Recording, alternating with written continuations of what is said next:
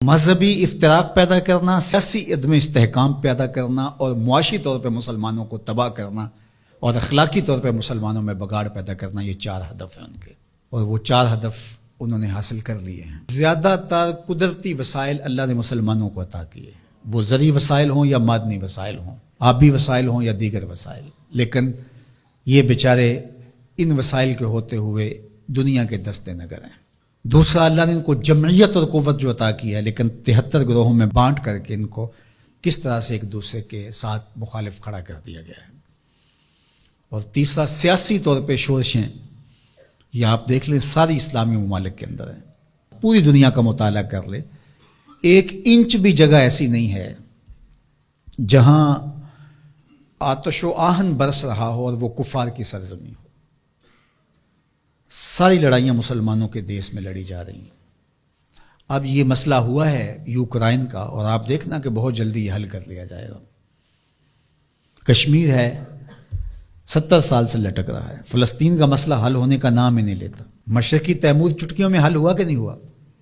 یہ تاریخ ہمارے سامنے ہے، ہمیں آنکھیں کھول کے جینا چاہیے، کیونکہ وہاں معاملہ اور تھا، جو خون بہہ رہا تھا وہ مسلمان کا خون نہیں تھا، وہ بھی ان مسائل سے ملتے جلتے مسائل تھے، لیکن چٹکیوں میں مسئلہ حل ہوا کہ نہ ہوا؟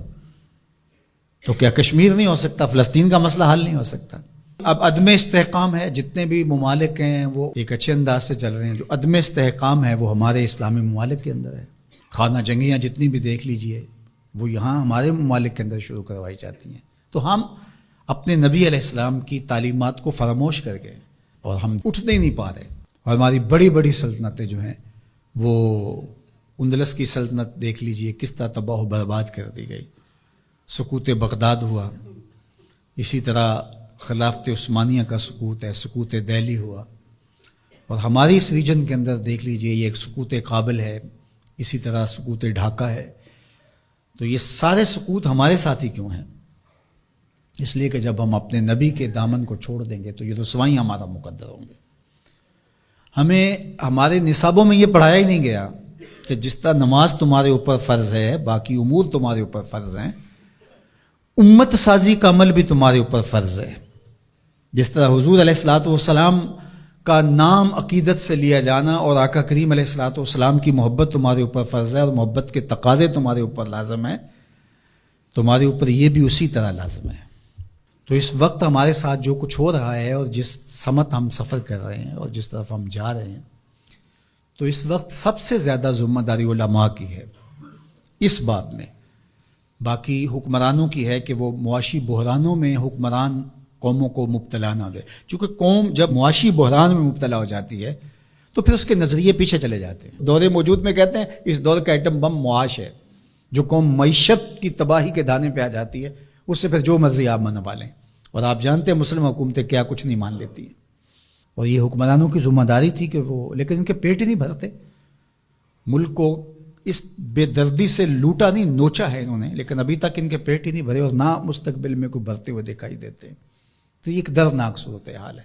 جو اسلام کو دوسرا بڑا نقصان پہنچایا ہے وہ منبر و محراب کے ذمہ داران نے پہنچایا ہے۔ بر صغیر پاک و ہند کے اندر تجزیہ کرتے ہوئے حضرت مجدد الفسانی علیہ الرحمہ نے کہا کہ 4 طبقے ایسے ہیں جنہوں نے سب سے زیادہ اسلام کو نقصان پہنچایا ہے۔ یہاں پر اس ریجن کی وہ بات خاص طور پہ کرتے ہیں، وہ فرماتے ہیں ان میں سے ایک علماء سو ہیں، انہوں نے اسلام کو بہت زیادہ نقصان پہنچایا ہے۔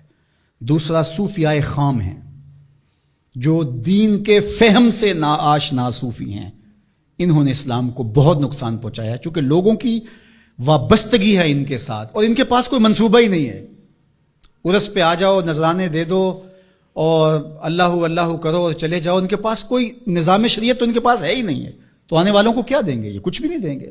تیسرا بڑا نقصان جو ہے وہ اسلام کو جو پہنچایا وہ سلاطین نے پہنچایا، بادشاہوں نے پہنچایا، اور چوتھا جو ہے وہ انہوں نے کہا کہ اسلام کو جو نقصان پہنچایا وہ 2 نمبر دانشوروں نے پہنچایا، اور 5 نام بھی آپ ذکر کرتے ہیں، وہ فرماتے ہیں جو گستاخان صحابہ ہیں، چونکہ جب صحابہ کی نفی ہوتی ہے تو پورے دین کی نفی ہو جاتی ہے۔ حضور کے تیار کردہ یہی لوگ تھے نا، حضور نے جن پہ محنت کی اور جن کو حضور نے اپنے سینے کا نور منتقل کیا، اور اگر ان کی نفی کر دی جائے تو پھر اس کا مطلب یہ ہے کہ دین کی عمارت گر گئی. پورے نظام کا انکار کرنے کے لیے ان کا انکار. جو امت کے اندر تفریق ہوئی، تشتت ہوا اور بے جا تشدد ہوا، اور امت کے اندر جو فکری ناہمواری پیدا ہوئی، باہمی منافرتیں انتہا کو چھونے لگی، سوچ سمجھ فہم ادراک کی قوتیں سلب کر لی گئیں، یہ سب کچھ منبر و محراب کی وجہ سے ہوا.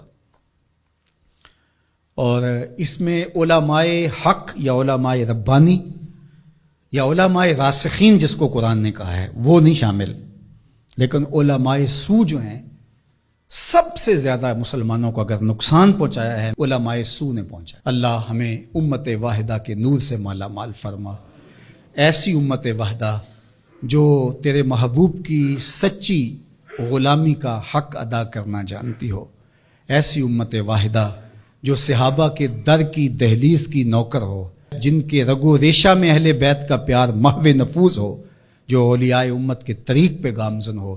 اللہ ہمیں سچائیوں کی راہ پہ رکھے. وآخر دعوانا